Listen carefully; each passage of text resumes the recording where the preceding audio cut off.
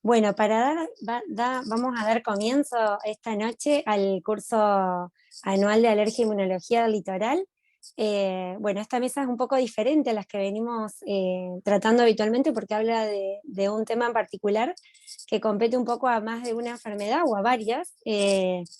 Y bueno, tenemos el gusto y el honor de tener con nosotros al doctor Pablo Moreno.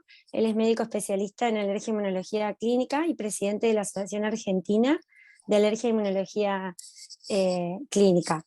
Y nos acompaña en esta mesa la licenciada Laura Larrategui, que también es un placer, sabe un montón también todo lo que es microbiota. Si bien por ahí uno dice, bueno, cómo una nutricionista se asocia también a esto, pero es un poco de darle la visión multifocal como uno puede tener desde un punto de vista en distintas patologías y distintos aspectos desde la cuestión también nutricional. Ella es médica, es licenciada en nutrición y forma parte del comité de lactancia de la SAP. Bueno, doctor, cuando quiera. Bueno, muchas gracias Cecilia, muchas gracias Laura, es un gusto poder estar en este curso, poder participar, le agradezco la invitación a vos, a Roberto, así que vamos a dar inicio a la presentación.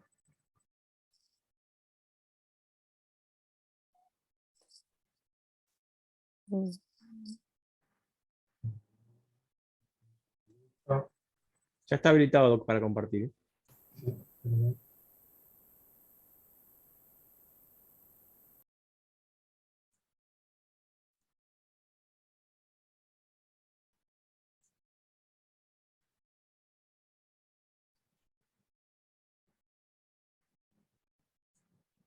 Bueno, como decía Cecilia, las enfermedades alérgicas han mostrado una asociación importante con la microbiota, y esto ha sucedido en los últimos años a raíz de conocimientos que hemos empezado a observar. Paralelamente, las enfermedades alérgicas han mostrado un aumento de la prevalencia desde 1870, cuando Blackley describió por primera vez la rinitis con el término de fever. Por otro lado, las enfermedades alérgicas como el asma, las alergias alimentarias, han mostrado una franca prevalencia.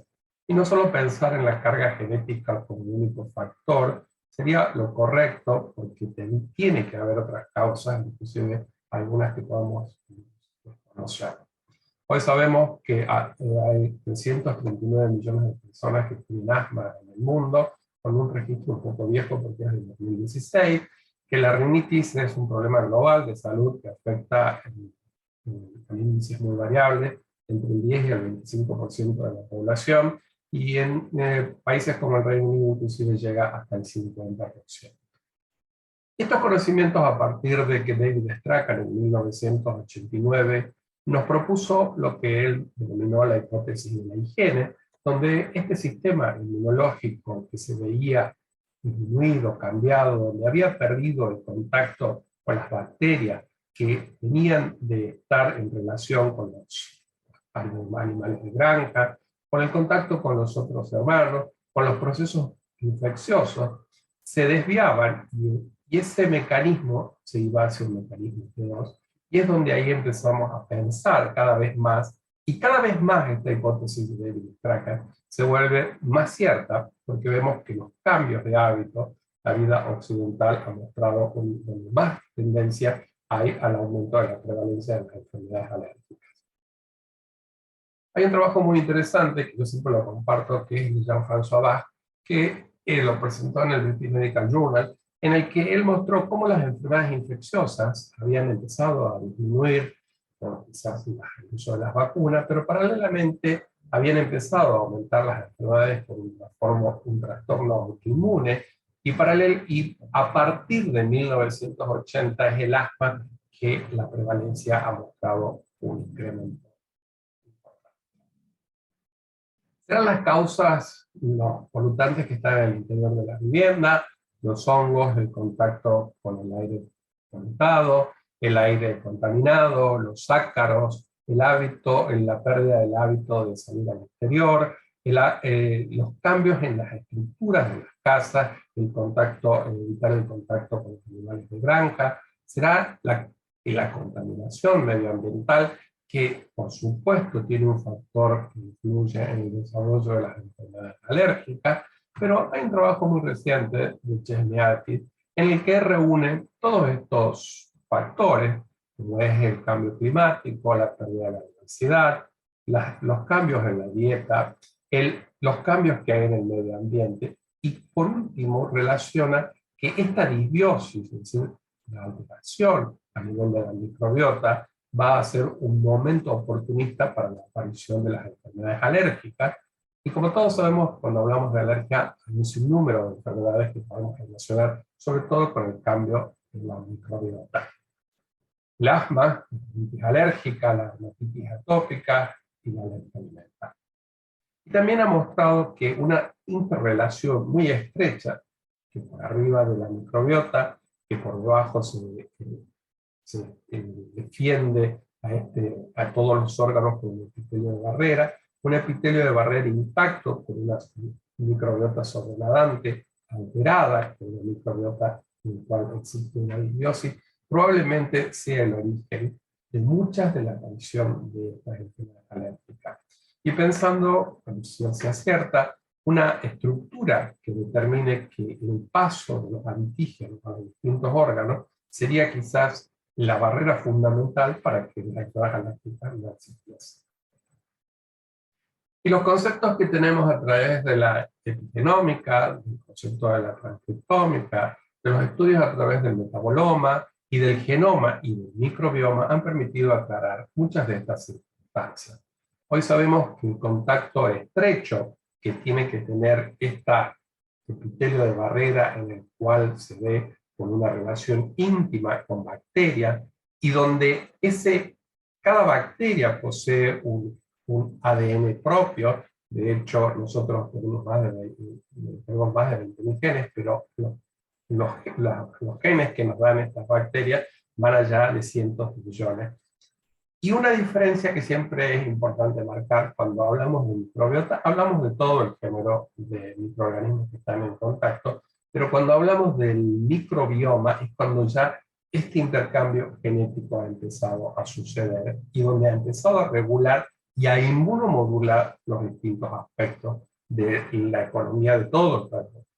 Según el Microbiome Ireland Institute de Irlanda, ha mostrado que el 90% de las enfermedades, el 90% de las enfermedades crónicas ha sido originado en un trastorno, en la disbiosis de la microbiota. Muchos de estos conocimientos los hemos podido tener a partir del año 2001, el Human Microbiome Project, que es un proyecto bastante importante que llevó el Instituto Nacional de Salud de los Estados Unidos, con una inversión multimillonaria en dólares, y ahí pudimos determinar cuáles eran las bacterias que habitaban en conjunto nuestro cuerpo. Y fue también una prolongación del proyecto Genoma, porque pensábamos que al encontrar el genoma íbamos a encontrar la respuesta a todas estas enfermedades, y eso no sucedió. Hoy sabemos que cada órgano que tiene contacto en el exterior posee una microbiota propia, que es una microbiota habitual. Es muy difícil hablar de una microbiota sana porque las microbiotas se van renovando día a día, cada hora. De hecho, la microbiota a nivel intestinal se renueva casi en un 25% diario.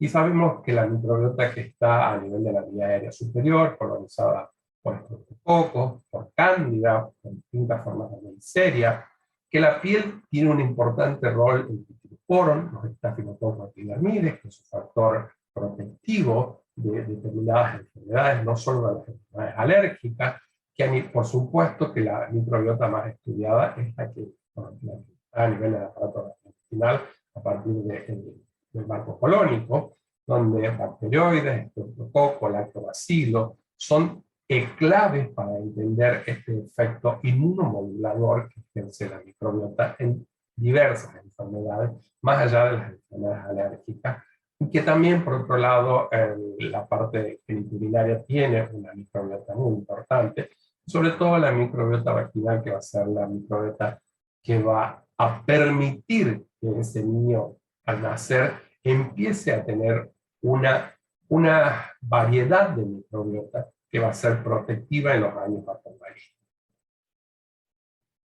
Cuando esta microbiota, que está en un estado normal, protege el ataque de patógenos, hay una normal fisiología, y hay un estado de simbiosis, cuando esta microbiota a nivel de la aparato intestinal se ve alterada, como dije anteriormente, podemos empezar a pensar en una disbiosis y en la aparición de numerosas enfermedades. Y por eso es importante tener en cuenta las distintas etapas de la vida, porque en estas distintas etapas de la vida, esta microbiota va a ser variada y va a tener cada una un sello distintivo. Es así que en el periodo maternal va a tener un contacto, muchos años se dijo que a nivel del útero era estéril, después se dijo que este útero ya tenía contacto con esta microbiota materna, y quien lo dijo también después lo puso en duda, pero hoy sabemos que hay un traspaso de hemoglobina A, que hay estímulos a nivel celular importantes, pero el momento clave es el momento del parto. El momento del parto vaginal, donde el feto naciente va a través de la vía baja, y donde recibe toda esa carga de microbiota que la madre le provee. Y que no sucede en un parto por cesárea, donde hay una ausencia del estrés perinatal, donde hay una microbiota que está alterada, y que se ve alterada por numerosas situaciones más allá de esta situación. Y es donde esta microbiota que está programada como un efecto benéfico, se va a ver una disbiosis en la aparición de distintas enfermedades. Es otro momento importantísimo en el desarrollo de la microbiota, más allá del momento prenatal, es el momento de los primeros meses de la infancia, sobre todo la lactancia, donde este sistema inmune está empezando a madurar, donde este traspaso de microbiota no solo es a través de la leche materna, sino a través del contacto de la piel con la areola materna, con el contacto de esa microbiota propia de esta madre. Hay estudios que son un poco polémicos, pero siempre los refiero, que es, por ejemplo, que las madres que limpian el chupete, introduciéndolo en la boca, transfieren esta microbiota a este niño, y ya se ha visto que estos niños tienen menor desarrollo de enfermedades alérgicas. Y por supuesto es clave estos 1000 días, que es el que va desde el momento de la concepción, en donde no solo hay que pensar en el desarrollo de este niño, sino en los hábitos que traía prenatal esta madre, como la dieta occidental, el hábito tabáquico, la polución del aire, el uso indiscriminado de antibióticos, la obesidad, la carga, por supuesto, genética de la atopía. Y fíjense que en el estudio, voy a hacer un hincapié sobre todo en el slide, en el uso de antibióticos. No es porque no diga que los antibióticos no son necesarios, los antibióticos son los grandes salvavidas, pero sí el uso estricto cuando verdaderamente lo justifica. Y en estos primeros 1000 días es donde va a ser clave esta microbiota. Y hay un estudio muy nuevo, muy reciente, que inclusive ha mostrado que no es una gran revisión, pero me parece que es un concepto nuevo que hay que tener en cuenta, que estas madres que durante el periodo del embarazo consumen antibióticos, aumentan el riesgo de que se produzca la marcha tópica. Ustedes saben que la marcha tópica es la progresión de la aparición de diversas patologías alérgicas, que empieza con la dermatitis atópica, sigue con la alimentaria, sigue con la rinitis alérgica y termina siendo un asma. Es decir, esto un poco llama la reflexión de cuando uno indica antibióticos, de cuando uno escucha que un paciente toma antibióticos por su libre albedrío. Todos sabemos que acá en nuestro país el paciente va a la farmacia y dice quiere un antibiótico, y el antibiótico se lo da libremente. Entonces es un punto siempre a tener en cuenta el uso indiscriminado y por motus propio, sin justificar de los antibióticos. Todos los antibióticos producen cambio de la microbiota, todos los antibióticos producen cambio de la microbiota, hay quienes lo producen más, quienes lo producen menos. Hay muchos estudios que han mostrado, por ejemplo, que una de las combinaciones más populares, que es la amoxicilina más ácido clavulámico, produce un cambio tan grande de la microbiota, produce una disbiosis tan importante, que lleva hasta 6 meses para que esta microbiota se vuelva a recolonizar y a reaparecer las bacterias que generan esta simbiosis de la microbiota.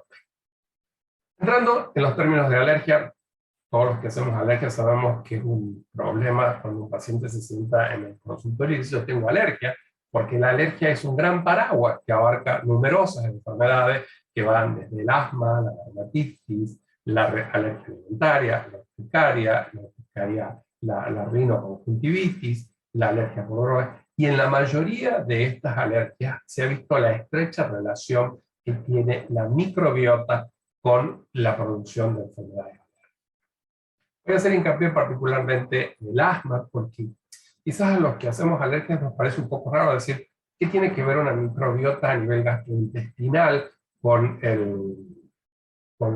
la producción, con el aumento de la prevalencia del asma. Ustedes saben que hay un estudio muy clásico que se llama ISAC, que se hizo ahora como 20 años, en 1995, y ha mostrado que en estos últimos, en este seguimiento que se llama GAN, que esta prevalencia, si bien en muchos casos no ha aumentado, sí se ha mantenido. Es decir, el asma sí se ha mantenido después de todos esos trabajos que mostró Jean-François Bach en 1980, donde el incremento fue más marcado.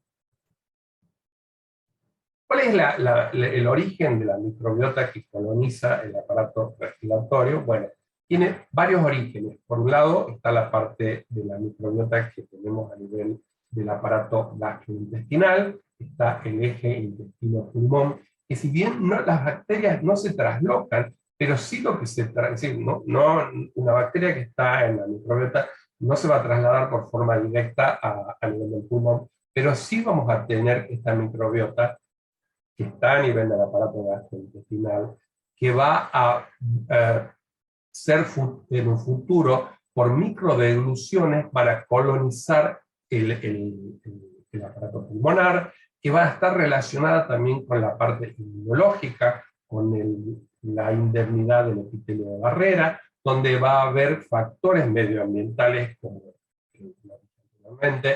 el hábito tabáquico, la exposición a los animales domésticos, etc. Y también va a estar relacionado con la aparición de mortalidades, como por ejemplo la enfermedad sinusal, la obesidad, con el reflejo gastroesofágico. Con el reflejo gastroesofágico va a ser el origen de esta microbiota que va a colonizar el pulmón y que nos va a dar un efecto protectivo. Y cuando esta microbiota se ve alterada, no solo por las señales que recibe el aparato gastrointestinal, sino por la misma colonización, es donde ese fenómeno que conocemos que es el asma, que es un proceso inflamatorio, va a ser uno de los gatillos.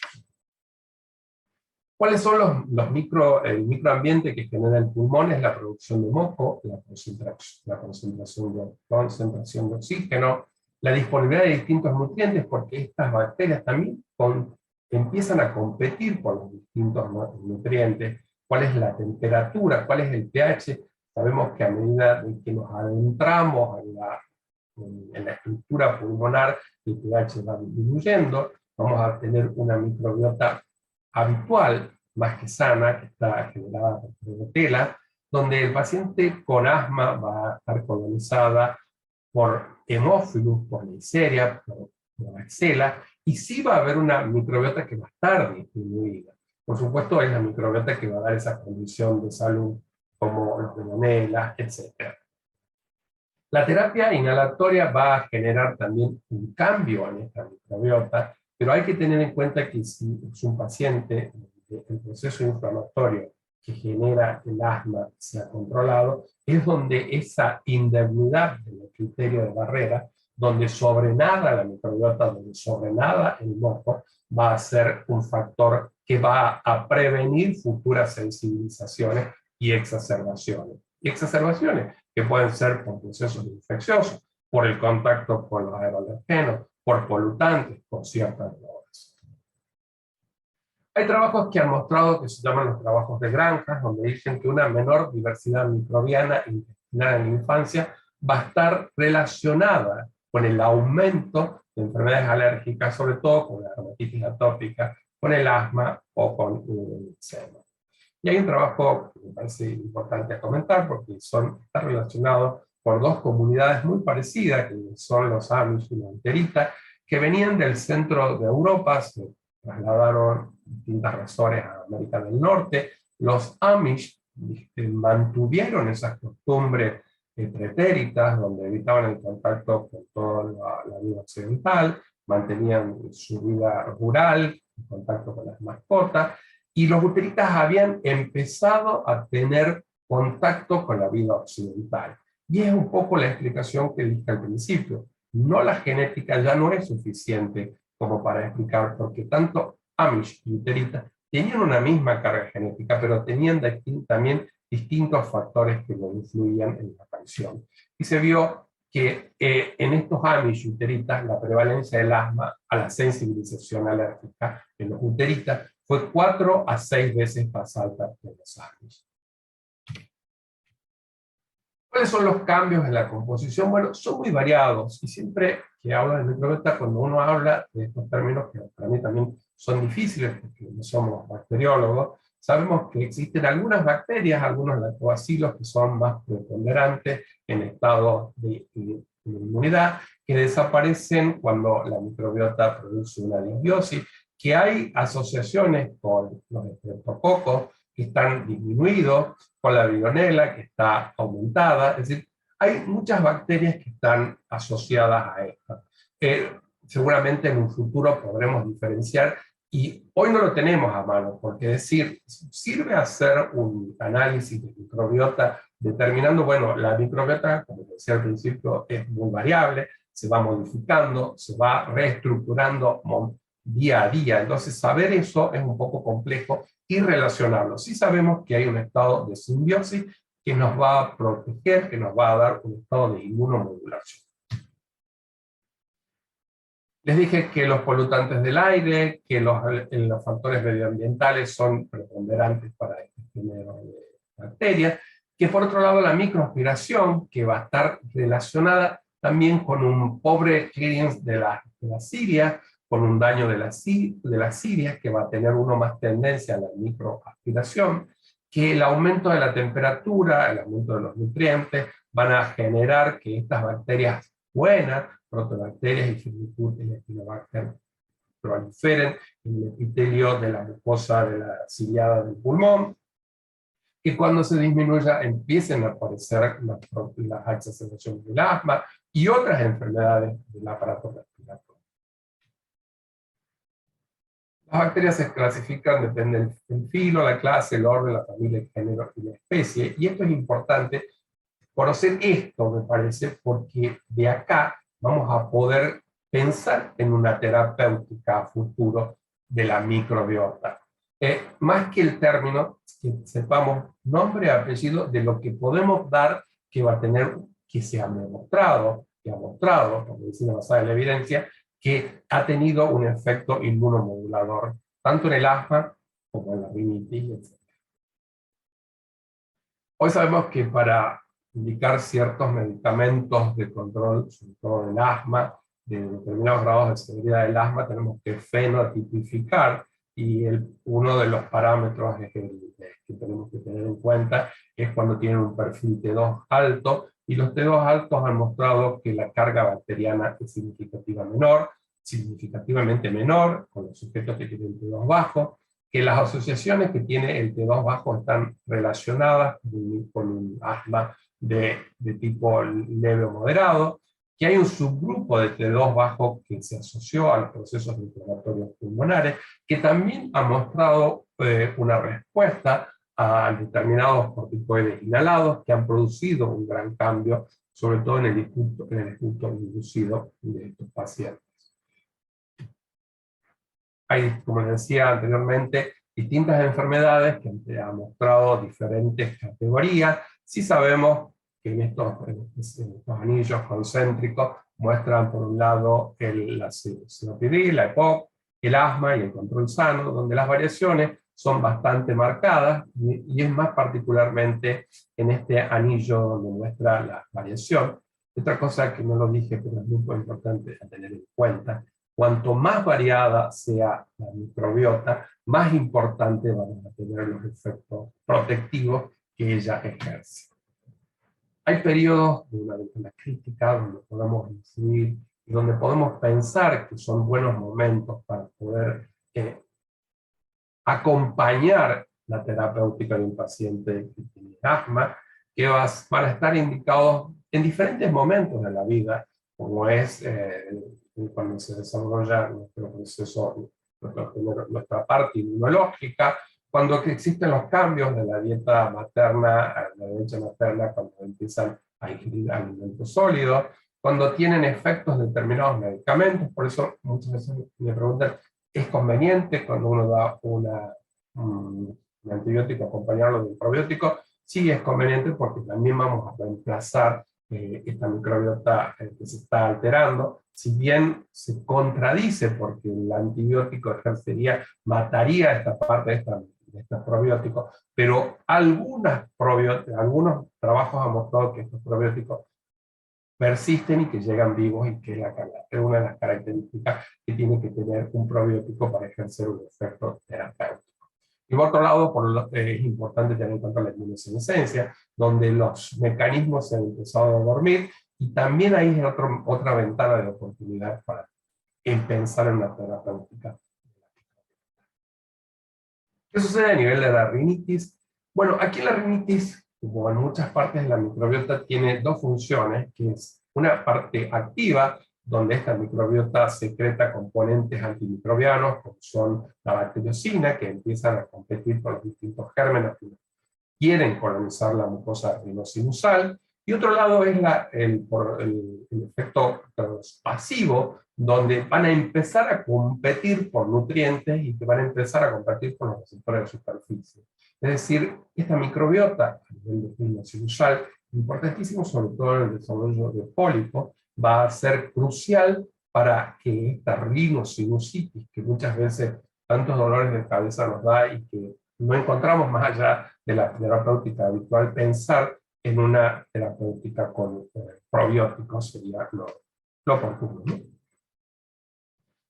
Como todas las microbiotas se ven alteradas por el hábito tabáquico, las distintas enfermedades, por la terapia de estas enfermedades, por la edad, por los factores genéticos, etc., van a influir. Y este eje que uno habla de intestino, riñón, intestino biliaria, intestino, cerebro, también va a estar relacionado en el desarrollo de las enfermedades, sobre todo a nivel de la parte sinusoide.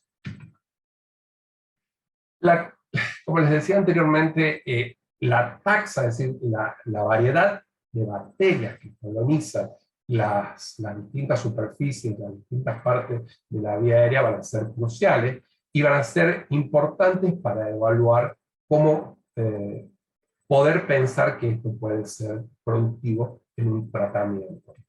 Acá hay distintos índices, que se llaman índice de Jan o el CHM01, donde se mide cuál es la cantidad de biodiversidad que tiene esta microbiota. Y fíjense en el cuadro en el cubo de la izquierda, que corresponde a la rinitis, y donde esta diversidad se ha ido modificando en la microbiota. Hemos hablado mucho de las bacterias, pero cuando hablamos de microbiota, vamos a hablar también de la parte viral, del viroma, de la parte de los hongos, que es el micoma, que va a tener una interrelación muy profunda. Hoy, esta parte, tanto del micoma como del viroma, ha mostrado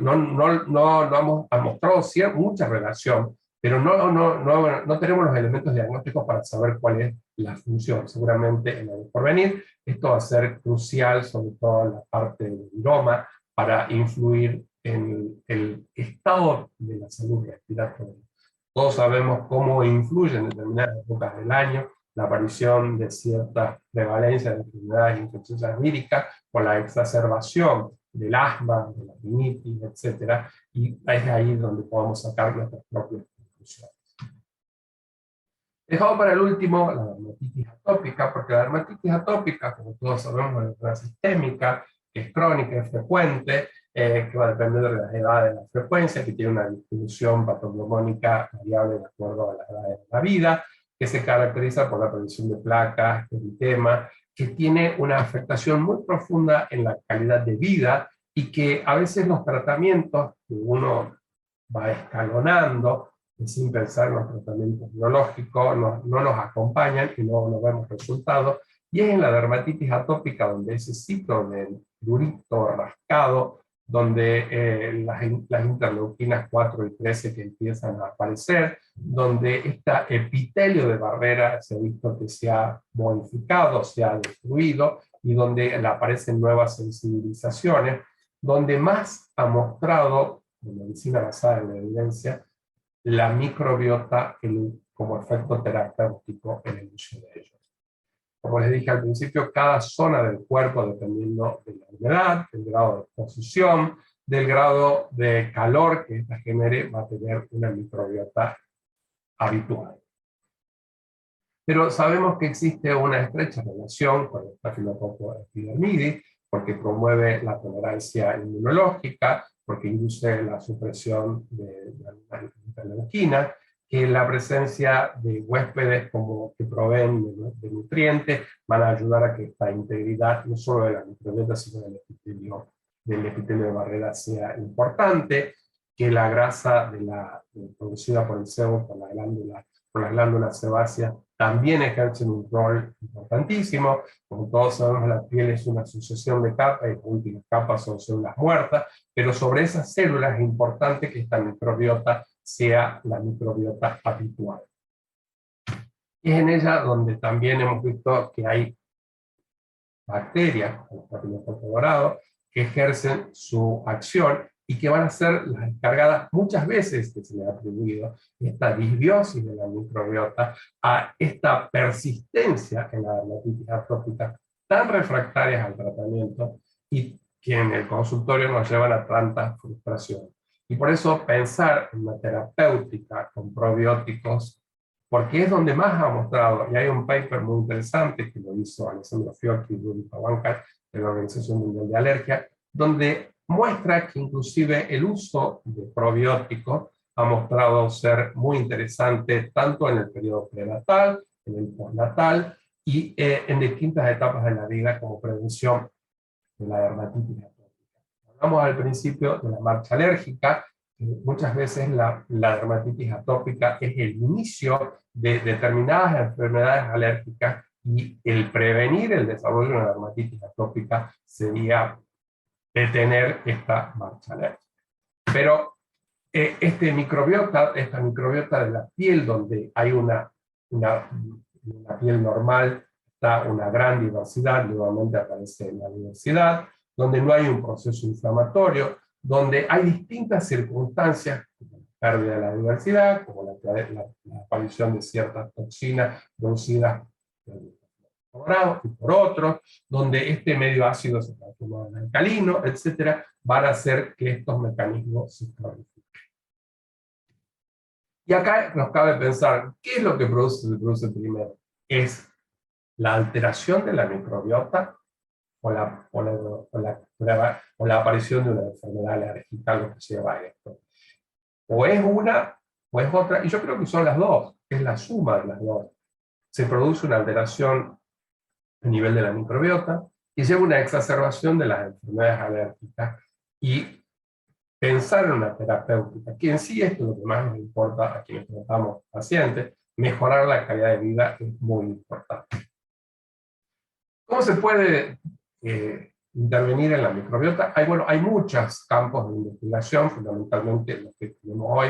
El más claro es el uso de probióticos, también está el uso de prebióticos, que sería como el alimento de estos probióticos. Está la combinación de estos dos, que son los simbióticos. Está también el uso de posbióticos, donde este probiótico, que son bacterias vivas, ya se han muerto y aún después de muerta ejercen un efecto protectivo. Es decir, el campo para intervenir terapéuticamente la microbiota es muy extenso, escapa a esto, y por eso los invito al Congreso de la Asociación el 13, 14 y 15 de agosto, o sea, este fin de semana, donde vamos a hablar en extenso del uso primero de la microbiota y de la terapéutica con probióticos. Ha sido un placer, en mi Instagram para cualquier duda.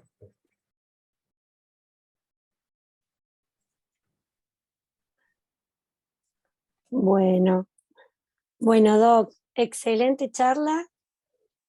La verdad que un placer escucharlo como siempre. Muy claro todo, muy conciso. La verdad que hay muchos temas y puntos también a... ¿Hola?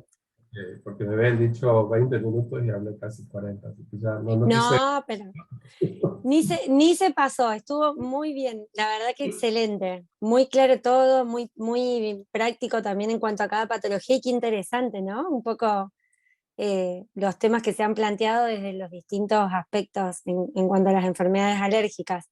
Yo creo que lo más importante de esto es que para los que tratamos pacientes con enfermedades alérgicas, para Laura que trata los pacientes que tienen alergia alimentaria, que no le he tocado porque la alergia alimentaria relacionada con la microbiota es un mecanismo un poco más complejo de hablar esa sensibilización que se produce, pero cuando tenemos ciertos pacientes que llegan con los tratamientos habituales y sentimos una frustración de decir, ¿y esto qué más podemos ayudar? Pensar en la microbiota, primero preventivo, estimular el parto por vía vaginal, evitar el uso de antibióticos, tener una buena alimentación, que ahí Laura seguramente nos va a poder aportar más, que sea variada, que sea diversa, que evitar las dietas occidentales, que son con comidas saturadas, procesadas, es decir, todos esos factores, antes de pensar en una terapéutica, es una muy buena conducta para prevenir la aparición de todas las enfermedades. Así es, Doc. La verdad que, bueno, nada, hermosa charla. Y justamente, bueno, me estoy notando ahí algunas cositas que quería resaltar y destacar, sobre todo esto que usted dice, ¿no? El tema de la prevención, y desde pensarlo desde estos primeros 1000 días de vida, o sea, todo lo que tiene que ver con pensar el parto, con poder planearlo, con pensarlo como desde cualquier profesión de la salud, cómo uno puede intervenir para bien o para mal en el futuro de esa persona, ¿no? O sea, desde el inicio. Y bueno, y en esto de la alimentación, que decías ahí recién, el tema justamente el prebiótico, el simbiótico, ¿qué efecto están teniendo, ¿no es cierto?, hoy los ultraprocesados, los alimentos con muchos colorantes, por ejemplo, el efecto que tiene el colorante en la microbiota, y después en exacerbaciones del asma o complicaciones de alguna urticaria o de rinitis, digamos, que por ahí qué experiencia tiene, o bueno, si nos quiere comentar un poco de esto también. No sé si yo no tengo ningún paper leído de que los colorantes vayan a influir sobre la microbiota directamente o alterarla. Sí sé que las dietas occidentales de alimentos procesados, ultraprocesados, tienen una pobre... Yo dije que había momentos de estímulo, que es el prebiótico. Que esto lo viene... La fibra. Viene la fibra, que viene la inulina, que vienen todos estos alimentos que si vos no la alimentás a esta microbiota se muere y empieza a modificarse. Y aparece la microbiota política. Es decir, cuando esta microbiota deja espacio, coloniza las bacterias que no deseamos. Tener una alimentación variada, sobre todo de fruta, verdura, es la clave para una microbiota normal. No quiero tampoco transmitir que la microbiota es la terapéutica para el asma, para la rinitis, para la dermatitis atópica, porque lejos de eso está de transmitir esto, sino es pensar en pensarlo, que puede ayudar, porque ya sabemos que la microbiota tiene un efecto inmunomodulador y protectivo en las enfermedades alérgicas. Quedó clarísimo. Pensar en prevenir que esta microbiota sea sana en las distintas etapas de la vida, ¿no? Porque en el primer año de nacimiento, hasta los 6 meses, hasta cuando se pierde, cuando uno empieza a ingresar el alimento sólido, es donde también la carga antigénica que uno recibe de de estos alimentos es muy importante. Y tener unas bacterias y un buen epitelio de barrera a nivel del aparato gastrointestinal me parece clave como futuro para evitar distintas sensibilidades. Ujú. Sí. Y una pregunta en cuanto a lo que es cómo podemos, no sé si existe o no, si hay algún marcador, o nosotros como médicos especialistas o tanto nutricionistas, si tenemos algún referente o marcador para ver cómo está esa microbiota. O sea, además de la historia clínica y saber indagando cómo fue el parto, digamos, el consumo de antibióticos y esto que se ha estado, ¿existe algún marcador para poder o tipificar el paciente o poner como una referencia? Viste que todas las enfermedades alérgicas ahora están de moda el uso de biomarcadores, es decir, yo puedo dosar esto y puedo inferir cómo está mi enfermedad, mi asma, puedo inferir cómo está mi dermatitis atópica, aunque no está bien claro, pero sobre todo el asma. Pero para la microbiota, como la microbiota es muy variable, es decir, lo que aparece ahora no tenemos una claridad.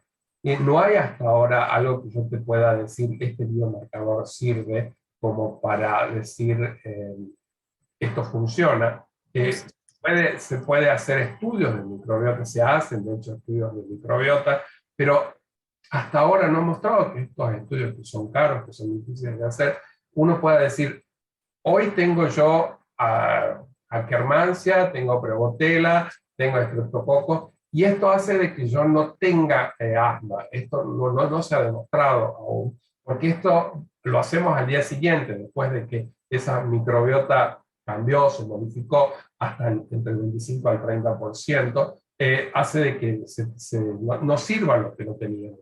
Sí, lo que sabemos es que podemos cuidar la microbiota. Bien. Perfecto. Perfecto. Ahí hay una pregunta, Ceci. Noemí le pregunta al doctor, bueno, que dado el conocimiento que usted nos brinda, ¿se ha planteado alguna forma de tratamiento para mejorar aún más la microbiota en los pacientes que sufren infecciones repetidas sin ser inmunodeprimidos franco? Bueno, eso es muy importante tener en cuenta cuando uno da, por supuesto el tratamiento es proveerle de un probiótico. Hay probióticos que han demostrado que tienen un sustento científico, que son estudios, por supuesto, como todos sabemos, que tienen que ser doble ciego, placebo controlado, etcétera, etcétera, que han mostrado que el uso de probióticos pueden ayudar en el tratamiento de distintas enfermedades alérgicas. Si es un paciente inmunocomprometido, inmunosuprimido, si uno le da un probiótico, tiene que tener en cuenta que uno le está dando una bacteria que para que sea probiótico, por definición del IAPS, que es el instituto que investiga esto, tiene que llegar viva. Entonces, si uno le da a un paciente que está, sobre todo, me preguntó mucho sobre todo, los pacientes que usan quimioterapia, o un paciente que tiene por debajo de su cantidad de CD4, es una situación un poco que hay que evaluar riesgo-beneficio a un paciente inmunosuprimido para estimular su sistema inmunológico, darle una bacteria. Por eso hay que ser un poco cuidadoso en ese único caso, porque lo que estamos dando, que son probióticos, que son estreptococos, que son lactobacilos, que tienen lactobacilos, que tienen nombre, segundo nombre, apellido y segundo apellido, porque es así como podemos hacer un estudio de probióticos, ¿no? Conocer cuál es el género, cuál es la especie, cuál es la familia, cuál es la cepa, y así podemos darlo, porque por otro lado después siempre me preguntan qué pasa con los cultivos caseros que existen, Claro. de probióticos, el kefir, la kombucha, el chucrut, todos estos productos de la fermentación. Determinar cuál es la bacteria que está predominante en este cultivo es muy difícil porque cada cultivo tiene una bacteria distinta. Entonces eso dice, pero hace mal. Bueno, yo no digo que haga mal, lo que sí no tengo medicina basada en la evidencia como para decir este probiótico sí. Sí.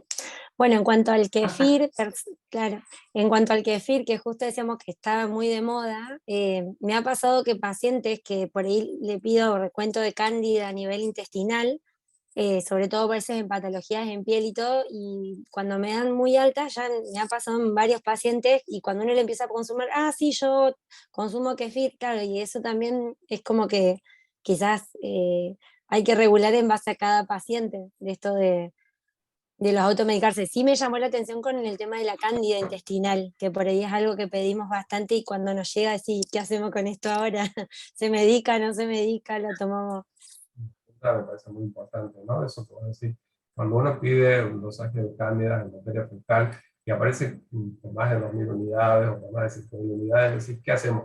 ¿Vale la pena medicar, darle un antimicótico para la cándida porque vamos a alterar la microbiota? Bueno, hay determinadas patologías que antes se asociaba mucho, que es la urticaria, sobre todo la urticaria, Claro. que la cándida ha mostrado no ser un factor que influya en el desarrollo del urticario. Yo sé que es un poco controvertido, pero no hay paper que diga que la sobrepoblación de cándida influye en el desarrollo de urticaria crónica. Por eso hay que ser más cauteloso y favorecer una dieta, el buen hábito defecatorio, que consuma alimentos sanos, es más importante que darle, porque también otra forma de uno diría, le puedo dar un antimicótico, le puedo dar un antibiótico, porque ha habido muchos ensayos donde dice, mato esta flora, esta microbiota, que antes se decía flora bacteriana, pero ya no, porque se limita solo un género, mato esta microbiota y le doy otro, pero bueno, cuando uno arrasa con esta microbiota, también ha mostrado que no está en claro cómo es la situación. ¿Cómo es el mecanismo? Si vos haces una revisión en el PubMed, vas a ver que la microbiota y las enfermedades alérgicas no tienen tantos años de investigación. Es decir, estamos hablando de cosas que hemos empezado a aprender en los últimos quizás 15 años, ¿no? Porque la alergia de 15 años me decías que tiene que ver la microbiota intestinal con el asma, con la rinitis, con la dermatitis atópica, y hoy hemos empezado a saber, todo esto un poco en forma resumida, cuál es la estrecha relación que tiene la microbiota con las enfermedades alérgicas y con numerosas enfermedades oncológicas, psiquiátricas, el trastorno del autismo, por supuesto las enfermedades intestinales. Sí, uno ya ahora está viendo hasta en las fórmulas de niños con alergia a proteínas, ya se están incluyendo con probióticos como para mejorar también esa flora. Claro, para hacer el sustento de estos probióticos. Sí. A ver ahí que me fijo. Una de las preguntas que me mandaron es si el caso, dentro de los probióticos que tenemos disponible en el país, si hay alguna predicción entre alguna patología o no. ¿Y hay? Dentro de los probióticos que tenemos disponibles, si hay alguna selección entre patologías. Digamos, si pueden servir todos para todo, o preferentemente elegir dentro de los disponibles en Argentina, ¿no? Eso también es algo importante de aclarar. Los probióticos los tenemos que diferenciar por familia, cepa, especie, etcétera, porque no todos los probióticos van a servir para todas las alergias, no todos los probióticos que funcionan a nivel del asma van a servir para la dermatitis atópica. Es decir, si bien es cierto, y por suerte, en el país, en Argentina, el uso de probióticos, hay fórmulas que han mostrado su efectividad, que están sostenidas por un paper serio, pero hay muchos países, seguramente han tenido oportunidad de escuchar o de ver o de estar en las farmacias de Estados Unidos, los probióticos uno los consigue en el shampoo, en el caramelo, en la pasta dental, en el alimento para las mascotas, en los colchones, en la ropa, es decir, todo eso, por suerte no tenemos en los shampoos, ¿existe alguna indicación? Bueno, quizás sí, pero todavía no la sabemos. Hay fórmulas en el país que sí han mostrado su efectividad, sobre todo teniendo en cuenta ciertos parámetros biológicos, se adosó, por ejemplo, interleuquina 4, interleuquina 5, interleuquina 13, y que ha mostrado, pero eso los invito a que vayan al congreso. Sí, el fin de semana lo vamos a escuchar. Lo dejamos ahí picando. Vayan todos. Sí. Tenemos muchas charlas de microbiota, tenemos un comité de microbiota que a todos los que están participando acá, miembros de la Sociedad Argentina de Alergia, los invito a que integren, y vamos a tener el gusto de dos invitados extranjeros, uno que es Francisco Werner y otro que es nuestra Gabriel Vimerola, nuestra gloria local, en el cual vamos a tener el gusto de escucharlos y van a quedar on demand para que todos podamos encontrar muchas respuestas, sobre todo con esta post-pandemia, y pensar que también la microbiota tendría que ver con el futuro del desarrollo de enfermedades infecciosas con las que estamos saliendo o queriendo salir, ¿no? Sí. Exactamente. Bueno, Doc, ahí justo estoy viendo porque no sé por qué el doctor Josen estamos queriendo ver si lo podemos pasar porque quería saludarlo también. Ahora Así lo que paso. Ahora lo paso. perfecto. Bueno, Doc, en cuestión de tiempo y para no sacar más y agradecerles, la verdad que impecable la charla, hemos aprendido mucho. Muchas gracias, Laura. A Siempre ustedes, un placer. siempre sumando, y también esto de manejarlo multidisciplinariamente, ¿no? Desde varios Tal aspectos. cual. Pensarlo, eso pensaba, ¿no? Por ahí, voy a ser autorreferencial, pero me ha pasado por ahí con los chicos, de decir, bueno, tiene dermatitis atópica, pero bueno, no importa lo que comas. No, ¿cómo que no importa lo que comas? O sea, tiene mucho que ver porque, como decía bien el doctor, es el alimento de la microbiota. Y no va a ser la solución, pero va a ayudar a que ese tratamiento prospere o mejore. Así que bueno, gracias, Doc, Sí. también por su tiempo. Interactuar para mí con todas las especialidades. Bueno, Ahí ya puede hablar el doctor Cavallo, el doctor Tal Josen, cual. perdón, si quiere. Hay una Hola, ¿me pregunta más. escuchan? bueno, Sí, ¿sí? lo Hola, ¿me escuchamos, doctor. escuchan? Sí, lo escuchamos. Bueno, antes quiero disculparme por un problema técnico. Realmente mis conocimientos de esto no son lo suficiente para saber qué hice hoy, que no pude ingresar a tiempo. Los quiero saludar a todos, agradecerles por la presencia y fundamentalmente agradecerte a vos, querido Pablo. Yo sé que la amistad que nos une tuvo mucho que ver con esto, estando a 3 días del comienzo del Congreso de la Asociación Argentina, que hayas estado dispuesto a darnos esta charla, para mí tiene muchísimo valor. Así que te agradezco muchísimo, Pablo. Has estado excelente, clarísimo, como siempre. Así que bueno, muchísimas gracias, un abrazo y seguramente nos estamos viendo el fin de semana en Buenos Aires. No, gracias a vos por la invitación, ha sido un gusto participar. Nos vemos el fin de semana. Bueno, muchísimas gracias. Y el fin de Gracias a todos semana, por la participación. Buenas noches.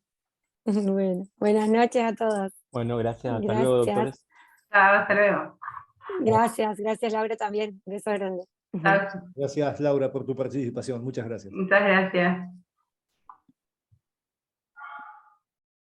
Invitada a Laura al Congreso.